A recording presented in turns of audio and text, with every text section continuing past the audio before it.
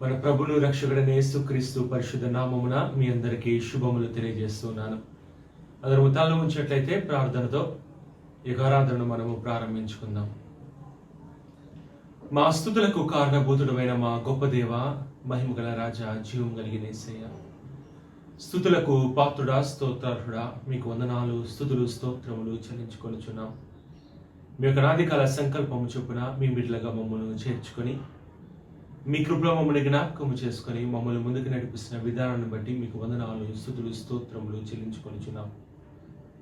మా జీవితం ఏపాటిది ప్రభువా, ఇంతలో కనపడి అంతలో మాయమైపోయి ఆవిరి వంటి జీవితం ప్రభువా. మా బ్రతుకులు మట్టి బ్రతుకులు ప్రభువా, మా వేకాని మీ ఉచితమైన కృపను మహిళ చూపిస్తున్న విధానాన్ని బట్టి మీకు స్తోత్రములు. ముఖ్యంగా ఈ విపత్కరమైన పరిస్థితులనైనా మీరు మమ్మల్ని సంరక్షించి కాపాడుచున్నారు. స్తోత్రం. అది మా గొప్పతనము కానే కాదు ప్రభువా, అది కేవలం మీ కృప మాత్రమైన సత్యమును మేము గ్రహించి మీ అందరికి భయం భక్తి కలిగి జీవించుటకు సహాయము దయచేయమని వేడుకొంచున్నాం. ఈ సమయంలో ఈ ఆరాధన మేము ప్రారంభించిన ఎండగా మీ ఆత్మ నడిపింపు మాకు దయచేయమని వేడుకొంచున్నాం. ఆరాధన అంతా మీ అధ్యక్షతను వహించి సమస్తను మీకు మహిమకరంగా నడిపించమని వేడుకొంచు. క్రీస్తు పేరిట వేడుకొంచున్నాము తండ్రి, ఆమేన్. ఈ సమయంలో మనందరము కలిసి స్తుతించేదా నీ నామం దేవ అనుదినం అనే కీర్తనను మనందరం కలిసి పాడుకుందాం.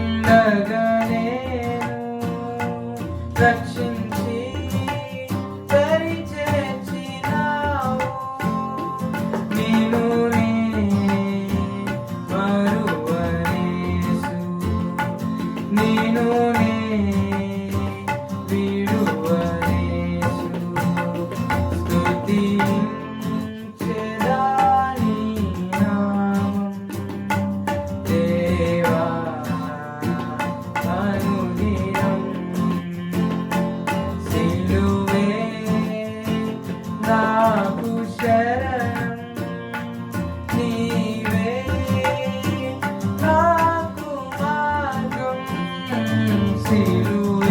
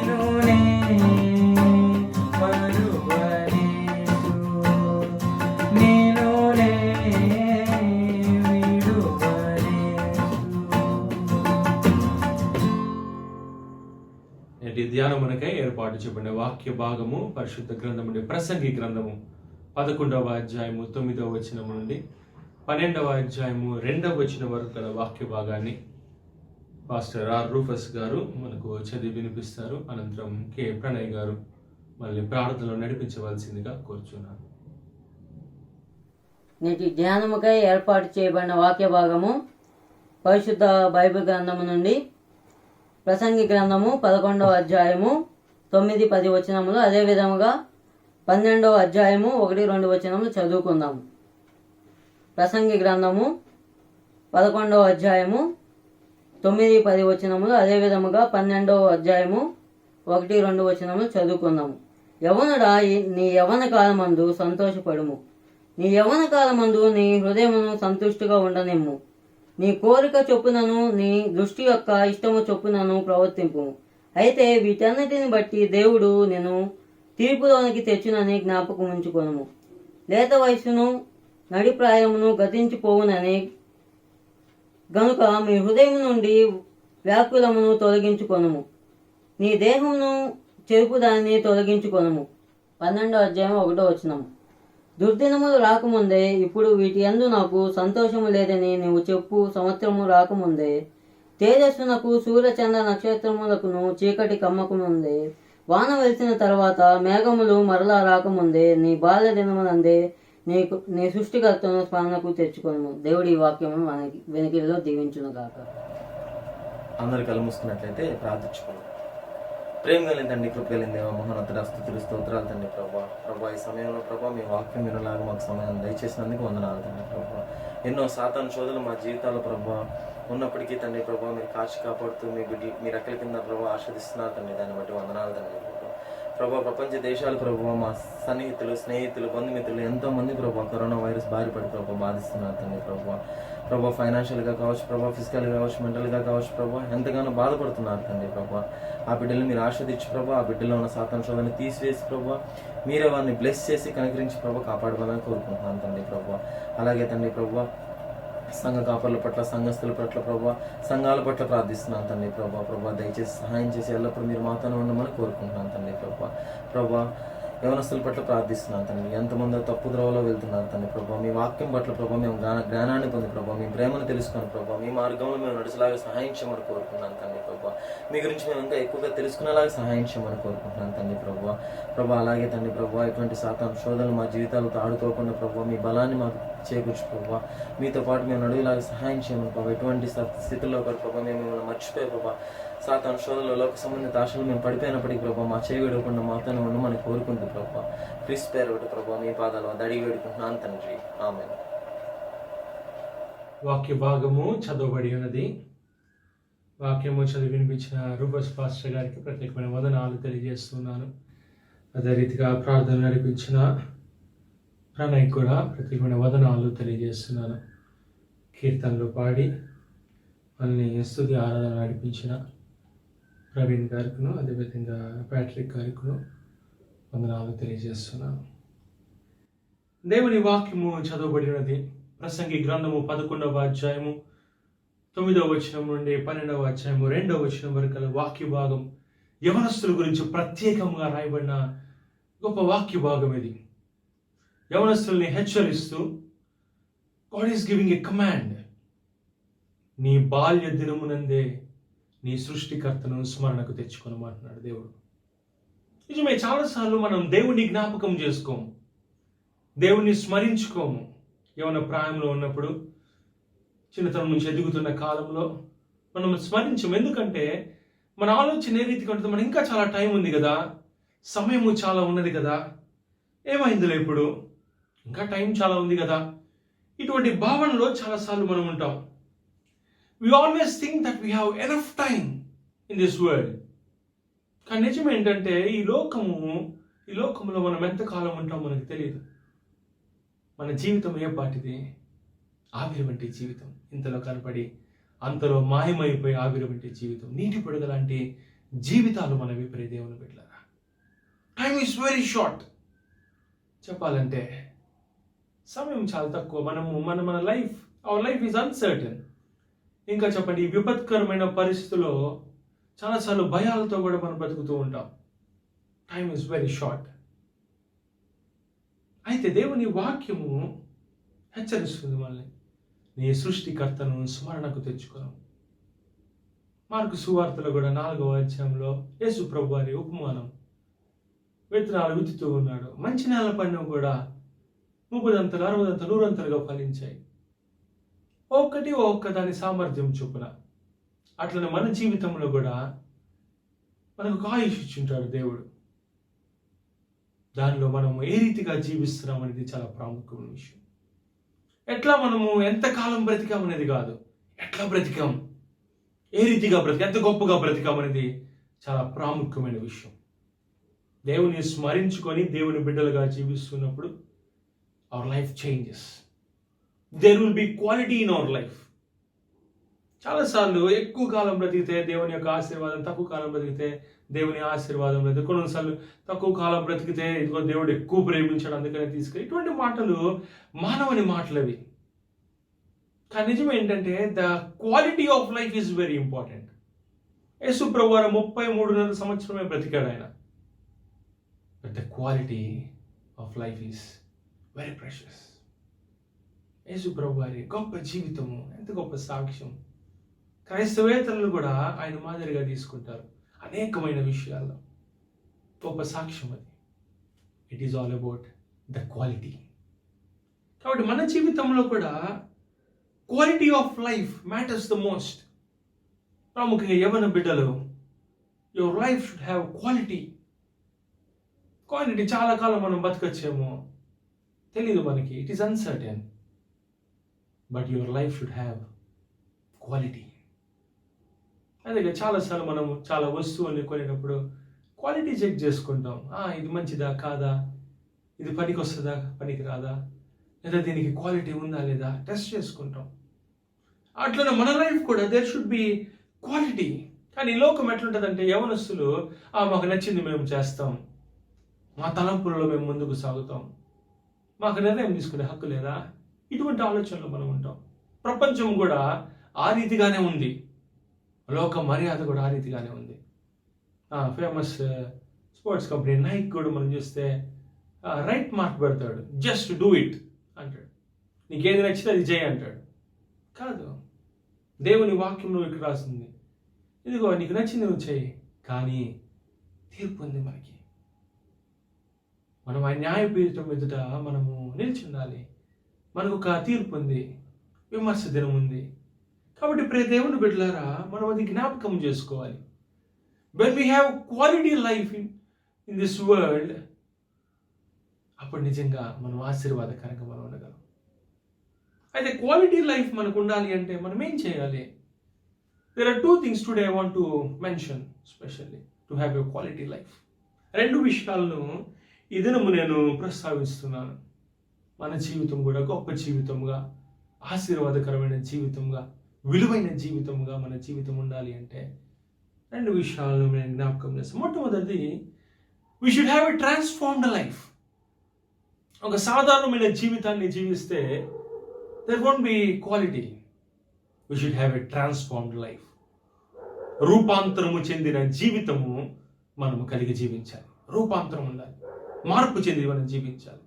రోమీయులకు రాసిన పత్రిక 12వ అధ్యాయంలో సెలవిస్తున్నాడు కదా దేవుడు, మీరు ఈ లోక మర్యాదను అనుసరించక ఉత్తమమును దేవునికి అనుకూలమైన ఆయన చిత్తం ఏంటో గ్రహించడానికి మీ మనస్సు మార్చుకొని రూపాంతరము పొందుడి అంటాడు. రూపాంతరం, మార్పు చెందాలి. Change, there should be change in our life. కొరింథీయులకు రాసిన 2వ పత్రిక 5వ అధ్యాయము 17వ వచనంలో కూడా ఇదిగో పాతవి గతించును, సమస్తమును క్రొత్తవాయను అంటాడు.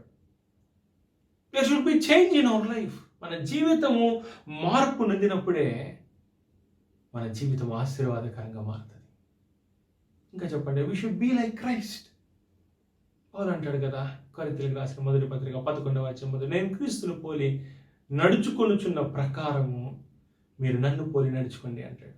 మనం యేసయ్యను పోలి నడుచుకోవాలి, ఆయనలాగా మనం బ్రతకాలి, ఒక చిన్న క్రీస్తులాగా మనము జీవిస్తూ ఉండాలి. That should be change in our life.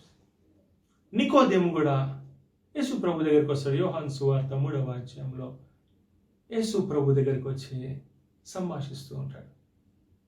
నువ్వు దేవుని దగ్గర నుంచి రాకపోతే ఇంత అద్భుత కార్యాలు చేయలేవు కదా అని చెప్తే యేసు ప్రభు వారు ఒకటే మాట అంటాడు, ఒకడు క్రొత్తగా జన్మించితేనే కానీ అతడు దేవుని రాజ్యంలో చూడలేడు అన్నాడు. One should be born again. There should be change in our life. రూపాంతరము చెందాలి. We should have a born again experience. ఒక నీటి మూలంగాను ఆత్మ మూలంగాను బాప్తిసం పొందాలి. You should have a spirit filled life. మార్పు చెందిన జీవితం ఇది మనకు కావాల్సింది. మార్పు. ఆ మార్పు లేకుండా we cannot have quality in our life.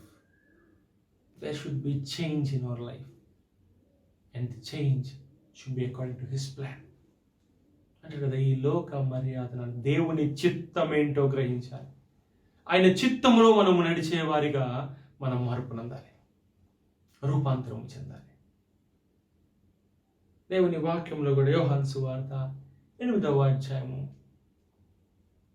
వ్యభిచారంలో పట్టుబడిన స్త్రీ గురించి అక్కడ రాయబడి ఉన్నది. అందరు రాళ్ళు కొట్టి చంపాలనుకుంటారు. యేసుప్రభుని పరీక్షించాలి, యేసుప్రభు మీద ఏదో ఒక నింద మోపాలి. తీసుకొస్తారు యేసుప్రభు దగ్గరికి. యేసుప్రభు వారు ఒకటే మాట్లాడారు, మీలో పాపం ఎవరు చేయలేదో వాడు మొదట రాయినట్లు. అందరు వెళ్ళిపోతారు. యేసుప్రభు వారు ఒకటే మాట అంటాడు, సిన్ నో మోర్. ఇక పాపము చేయకుండా జీవించు. Sin no more. అంటే there should be change in our life. ఆమెకు చెప్తున్నాడు, ఇదిగో there should be change in our life. Sin no more. అట్లనే మన జీవితంలో కూడా there should be change in our life. There should not be sin in our life. మన జీవితంలో పాపము లేకుండా మనం ఎందుకంటే పాపం మనం పుట్టుకతో పాపంలో జన్మించాం. కానీ యేసు ప్రభు రక్తము మన పాపము నుంచి మనల్ని విమోచిస్తుంది. ప్రతి పాపం నుండి మనల్ని విమోచిస్తుంది. ఆయన మనం ఆశ్రయించాలి. Then only we can have a transformed life. మన జీవితంలో ట్రాన్స్ఫార్మ్ లైఫ్ ఎప్పుడు వస్తుంది? యేసు ప్రభు రక్తం చేత మనం కడగబడాలి. దేవుని బిడ్డలారా, మన పాపములో కడగబడాలి.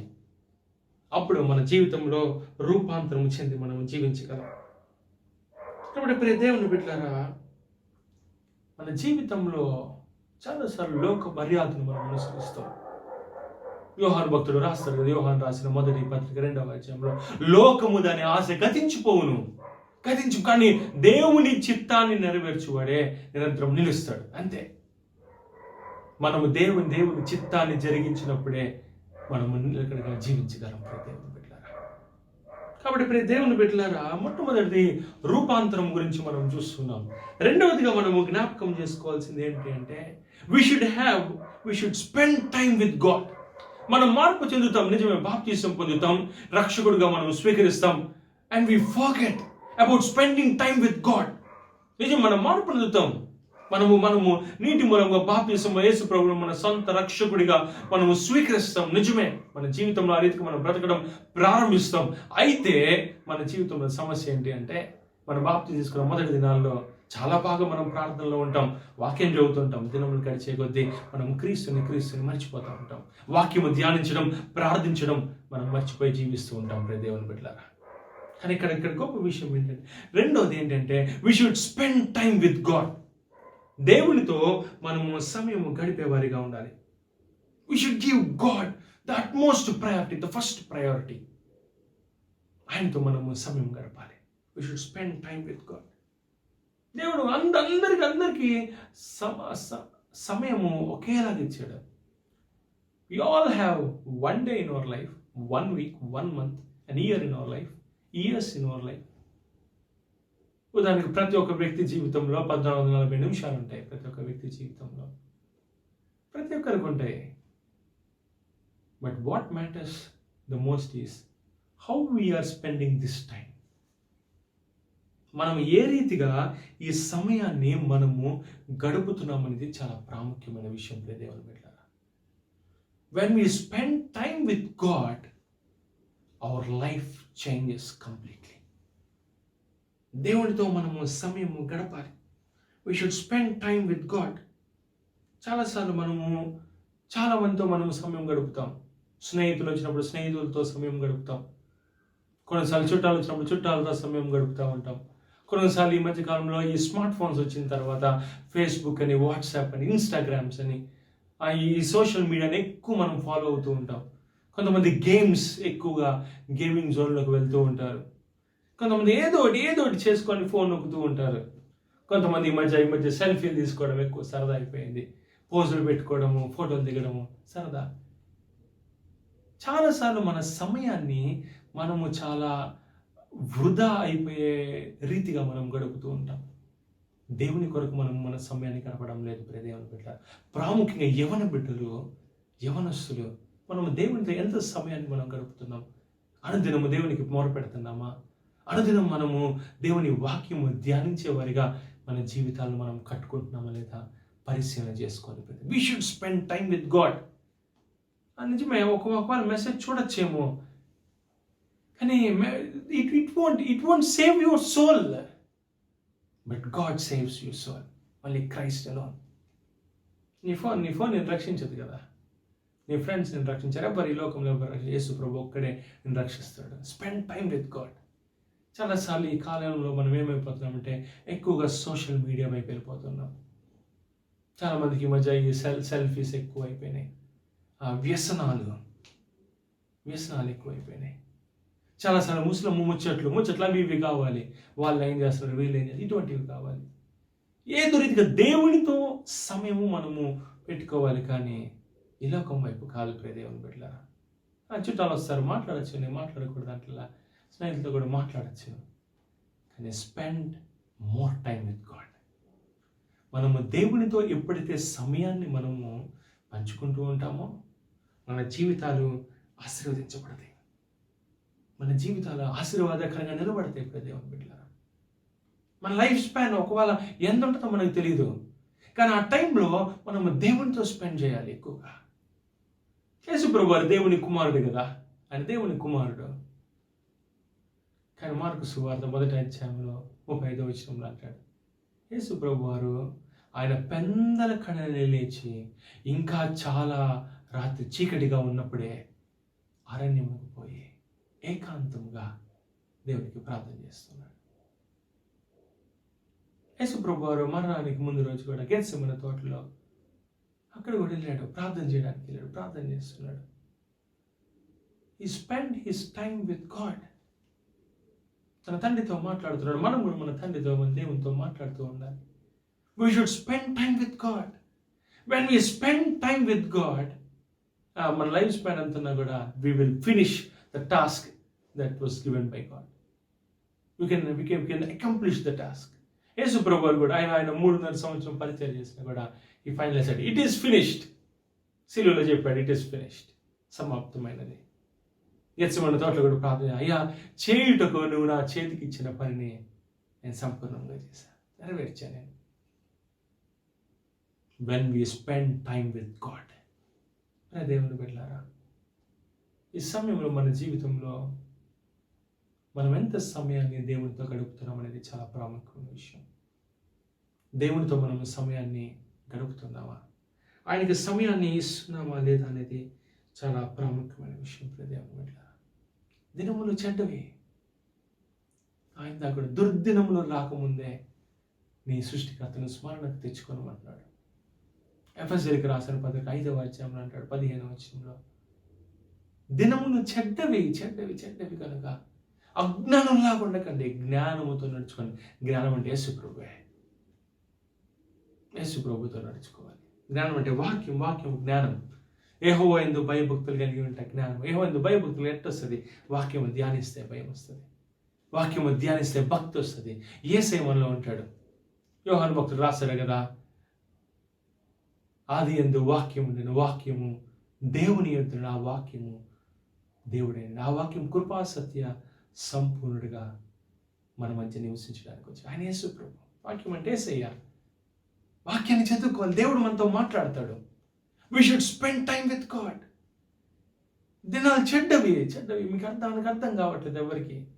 ఎంత భయంకరమైన పరిస్థితిలో మనం ఉన్నామో, దేవునితో ఎంత సమయాన్ని మనం గడుపుతున్నాం. ఇంకా లాక్డౌన్లో మనకి ఎంతో టైం వచ్చింది, ఎంత సమయాన్ని మనం దేవునితో గడుపుతున్నాం. దేవుని బిడ్డలారా, ఇంకా భవిష్యత్తులో ఇంకా చాలా టైం రావచ్చు. ఎప్పుడు ఈ లాక్డౌన్స్ అవుతాయో మనకు తెలియదు. ఒకవేళ ఈ లాక్డౌన్ అయిపోయినా కూడా ఎప్పుడు మనం నార్మల్ లైఫ్కి వస్తామో తెలియదు. But still God gave a lot of time, a precious time. Are we spending time with God? మనం దేవునితో సమయాన్ని గడపాలి ప్రతి ఒక్కరు. మన జీవితము ఎప్పుడు when will we have a quality life is when we spend time with God.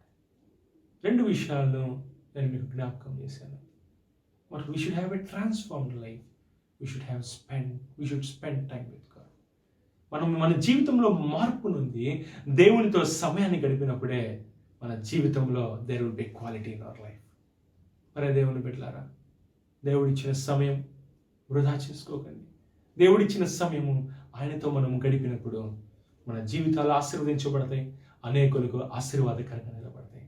అట్టి స్థితి దేవుడు నీకు నాకు దయచేయలాగున అందరము తల ఉంచుదాం, ప్రార్థన చేసుకుందాం, దేవుని అడుగుదాం. దేవా, నువ్వు నాకు సమయం ఇచ్చావు నాయన, ఎంతో సమయం ఇచ్చావు, ఎంతో మందికి ఇచ్చావు. కానీ I want to have a quality in my life. There should be quality in my life. సరే, నీతో నేను సమయాన్ని గడుపుతా. నా జీవితాన్ని నువ్వు మార్చు ప్రభువా, నీ ఆధీనంలో ఉంచుకో ప్రభువా అని దేవుని అడుగుదాం. ప్రతి దేవుని బిడ్డలారా, దేవునికి మొరపెడదాం, ప్రార్థించుకుందాం. కృపగలిగిన మా తండ్రి, దయగలిగిన మా ప్రభువా, జీవం కలిగిన యేసయ్య, తన నీ వాక్యము సెలవిస్తున్నది ప్రభువా, దుర్దినములు రాకముందే నీ సృష్టికర్తను స్మరణకు తెచ్చుకోనమన్నా ప్రభువా. నేను జ్ఞాపకం చేసుకొని మేము మర్చిపోతున్నాం ఆయన. ఈ లోక మర్యాదలు అనుసరిస్తున్నాం, లోకం వైపు మేము తిరుగుతున్నాం ప్రభువా. మమ్మల్ని క్షమించండి, మా బ్రతుకును మార్చమని వేడుకొంచున్నాం తండ్రి. మాకు ఎంతో సమయాన్ని ఇస్తున్నావు ప్రభువా, మేము సమయం ఆయన సద్వినియోగపరచుకుంటూ సహాయం దయచేయమని వేడుకొంచున్నాం. జ్ఞానంలాగా నడుచుకుంటూ ఆయన మీ ఆత్మ నింపుదల మీరు మాకు దయచేయమని వేడుకొంచున్నాం తండ్రి. వాక్యం వింటున్న ప్రతి ఒక్క బిడ్డను మీరు కాచి కాపాడండి, దీవించండి ప్రభువా, ఆశీర్వదించండి, భద్రపరచండి, విషయం దయచేయండి. మరి ప్రార్థన విశ్వాస జీవితాలనైనా మీరు కాచి కాపాడమని వేడుకొంచున్నాం తండ్రి. ఇదైనా ముఖ్యంగా ఈ విపత్కరమైన పరిస్థితులైనా మేము ఏ రీతికి ఎదుర్కోవాలో కూడా మాకు తెలియదు ప్రభువా, కానీ కేవలము క్రమశిక్షణతో మేము ముందుకు సాగాలి. అటు జీవితాన్ని మీరు మాకు ప్రసాదించమని వేడుకొంచున్నాం.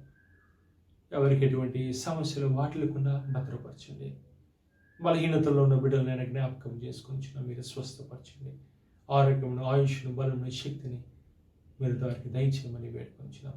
సంఘం కూడా మీరు దీవించండి ప్రభా. సంఘస్థులందరూ మీరు కాచి కాపాడండి. సంఘ కాపులు, పెద్దలు, ప్రతి ఒక్క బిడ్డనైనా పేరు పేరున భద్రపరిచి క్షేమం అనుగ్రహించమని వేడుకొంచున్నాం. ఈ సమయంలో వాక్యం వింటున్న ప్రతి ఒక్క బిడ్డను మీరు దర్శించండి, నీతోనైనా గడుపుటకు సహాయం దయచేయమని వేడుకొంచున్నాం. సమయంలో పోనీయకుండానైనా మీతోనైనా వారు గడిపే బిడ్డలుగా వారు నిలబెట్టమని వేడుకొంచున్నాం. ఈ సమయాన్ని మా జీవితంలో ఇచ్చినందుకు మీకు స్తోత్రములు చెల్లిస్తూ, మీకే స్తుతి, మహిమ, ఘనత, ప్రభావాలను చెల్లిస్తూ క్రీస్తు పేరట వేడుకొనిచున్నాము తండ్రి, ఆమేన్. పరలోకమందున మా తండ్రి, నీ నామము పరిశుద్ధపరచబడును గాక, నీ రాజ్యం మాకు వచ్చును గాక, నీ చిత్తము పరలోకమందు నెరవేర్చినట్లు భూమి యందును నెరవేరును గాక. మా దిన ఆహారం నేడు మాకు దయచేయము, మా రుణస్తులు మేము క్షమించిన ప్రకారం మాలను క్షమించము, మమ్మల్ని శోధనలోనికి తేకాకి నేను తప్పించము. ఎందుకంటే రాజ్యము, బలము, మహిమ నిరంతరము నీవే ఉన్నావు తండ్రి, ఆమేన్. పరమ తండ్రి అయిన దేవుని ప్రేమయు, కుమారుడు రక్షకుడైన యేసుక్రీస్తు కృపయను, ఆదరణకర్త అయిన పరిశుద్ధ ఆత్మ అన్యోన్య సహవాసం ఈ వాక్యము విని మీతో సమయాన్ని గడపాలని నిర్ణయించుకున్న ప్రతి ఒక్క బిడ్డకును, సార్వత్రిక సంఘమునకు ఇప్పుడు సదాకాలము మీరు అక్కడి వరకు తోడే నడిపించును గాక, ఆమేన్. అందరికీ వందనాలు. దేవుడు మిమ్మల్ని దీవించి ఆశీర్వదించును గాక.